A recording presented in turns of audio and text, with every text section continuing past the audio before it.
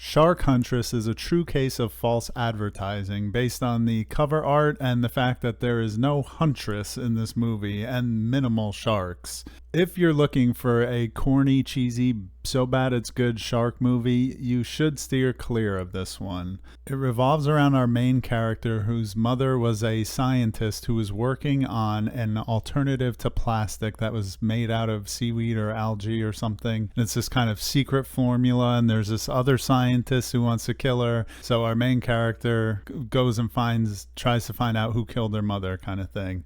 And this all could have been intriguing, except they had to throw the sharks in, where the bad scientist is using the sharks to kill people. As an ecological thriller, it could have worked. Unfortunately, it is just excruciatingly boring, and the characters are unlikable. On top of everything else, some of these characters have heavy accents, and the DVD I was watching does not have subtitles. So I'm not happy that I purchased this movie, because now I have to get rid of it, but I enjoyed watching it with my wife because we like bad shark movies, and we liked making fun of this one as we watched it. So if you are in the mood for something that's so bad that you can just dunk on it with your friends, maybe this would be good. Otherwise, steer clear. The one good thing I can say about this film is it was shot in some beautiful environments that really made me want to go to the beach. It Happened One Night from 1934 is often cited as the template for all modern romantic comedies. It stars Clark Gable and Claudette Colbert as these two travelers. He's a reporter and she's an heiress who's running away from a marriage that her father is trying to arrange. And of course, they are kind of stuck together, and it's situationally traveling, and our unlikely couple goes from hating each other to loving each other at the end, as we would come to expect from one of these movies at this point. I did enjoy this film, but I didn't find it as funny as other screwball comedies that I've seen, because this is classified as a screwball comedy. I think Claudette Colbert is great. I am not particularly a fan of Clark Gable, but he was fine in this.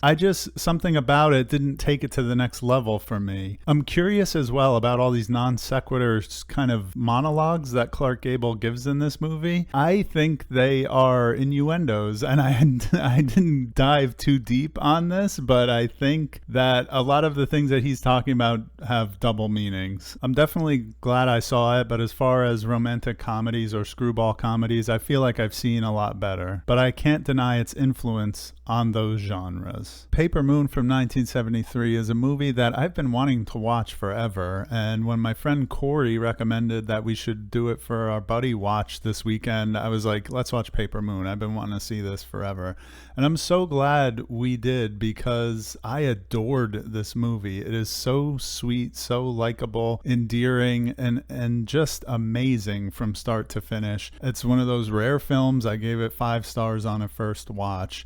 It's a movie from 1973 that is set during America's Great Depression. It stars Ryan O'Neal and his daughter, Tatum O'Neal. He plays a small-time con artist, and the movie opens with him attending the funeral of a former lover. And there's a child there that it's ambiguous if it's his child, but come on, it's his daughter in real life. In the book, it's very clear that it's his child. And I just felt throughout the whole movie that it's definitely his kid. So he tries to claim insurance for the woman dying, and the girl claims that that $200 belongs to her. So there's a line in the movie, "Give me my $200," which is repeated often and is kind of a catchphrase from the movie. Tatum O'Neal actually became the youngest person to win an Oscar for this movie, and controversially she won for supporting actress when she's quite clearly the lead actress in this movie. There's some background about her winning the Oscar that Ryan O'Neal was quite jealous of her, and there's a lot of sad and dark background to that. But the movie as a work of art is just sheer perfection from start to finish. It's very naturalistic, and all the music is diegetic, meaning the film is not scored. All the music is within the world, and all although director Peter Bogdanovich said that it was very hard working with Tatum O'Neal, whatever they did and however many takes it took, she was in fact great in this movie. This is one that will make you laugh and cry, and it's just a feel-good road movie, and I highly recommend it to pretty much anybody. Legend is a Ridley Scott film from 1985. I have never seen this, but for people of my age, this is a very nostalgic movie. It stars Tom Cruise, Mia Sara, and Tim Curry as the devil. This film's strength lies in its visuals. Every single frame, every single scene is so lush with detail. There is so much to look at in every set, every costume. There's glitter everywhere. In one scene, there's bubbles floating around, there's fire, there's all kinds of stuff. I can't think of another movie that I've ever seen that looks quite like this movie. Where it falls short, in my opinion, is with the chemistry between the characters. The story is very traditional, which I think was the point, and I wish I found myself rooting for these characters a little bit more than I was. Another thing I noticed about this movie is how scary it is, even for me watching it this week. And I thought,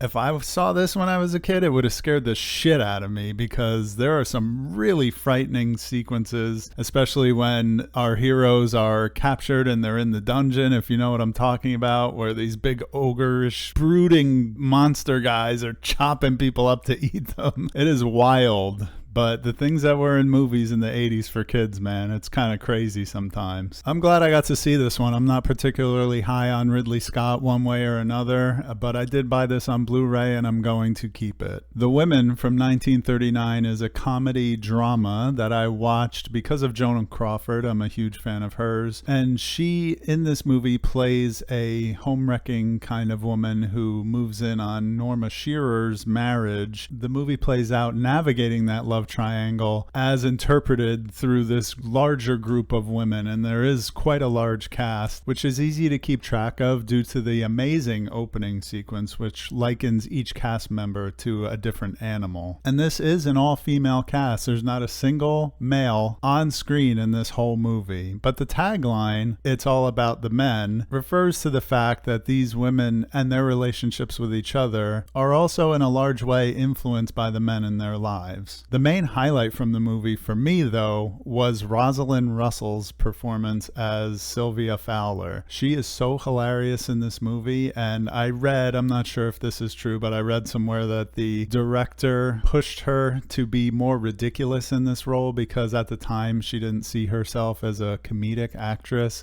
But apparently the director pushed her to be more ridiculous, more gesticulating and doing wacky things and making crazy facial expressions. And it makes her kind of a wacky character in turn. And also, though I think Joan Crawford was supposed to be the sexy, dangerous woman, I think Rosalind Russell is really hot.